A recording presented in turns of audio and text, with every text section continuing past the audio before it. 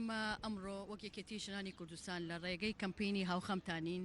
هاو پشتیوانی و هاوسۆزی و هاوخەمی خۆمان دەرئەبڕین بە بۆنەی کارەساتی شەشی شوبات بە بۆنەی کارەساتی شەشی شوبات کە ڕوبەڕووی هاوڵاتیان و خەڵکی ڕۆژئاوا باکووری کوردستان بووەوە کە بووە هۆی زیان لێکەوتوویەکی زۆر مردون و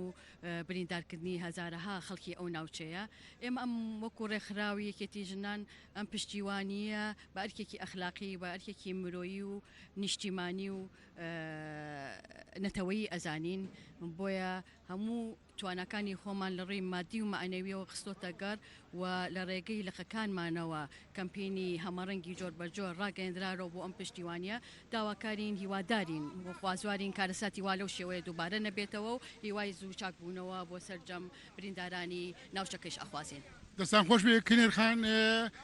پێشوازیەکەتان پێچۆنە چۆن خەڵکی کوردستان پێشوازی لە کارەساتێکی تراژیدی وا ئەکا بەڕاستی بە بڕوای من خەڵکی کوردستان گەلی کورد هەمیشە پێشەنگ بووە لەوەی کە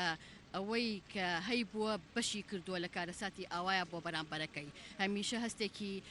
ئاشتی خوازانە و مرۆڤ دۆستانەی هەبووە بۆ پشتیوانیکردنی لێ قەوماوان لەم کارەساتانەی کە ڕوبەڕووی خەڵکی کوردستانە بێتەوە چ لە ئاسی داگیرکاریە چ لە ئاستی ئەم کارەساتە سروشتی و زەلزالیانەی کە ڕوبەڕووی خەڵکی کوردستان و هەر ناوچەیەکیشە بێتەوە ئەمە ئەرکێکی مرۆییە بۆ هەر کەسێک لە خەڵکەوە بۆ خەڵکە بۆیە پشتیوانیکردنی خەڵکی کوردستان ئەمە نیشانی ئەوەیە کە خەڵکەکە لە ماڵەکەی خۆیەوە شە دەهێنێتە دەرەوە بۆ پشتیوانیکردن ئەگەر کەم بێ ئەگەر سۆر بێ جێگەی خۆی ئەگرێتەوە ئەو ئێمە شتوانیمانەوەکو کەرەسە ئامادەی بکەین بەڕاستی ئەو لەوێتمان ناوە بە کەلوپەلی ژنانە کە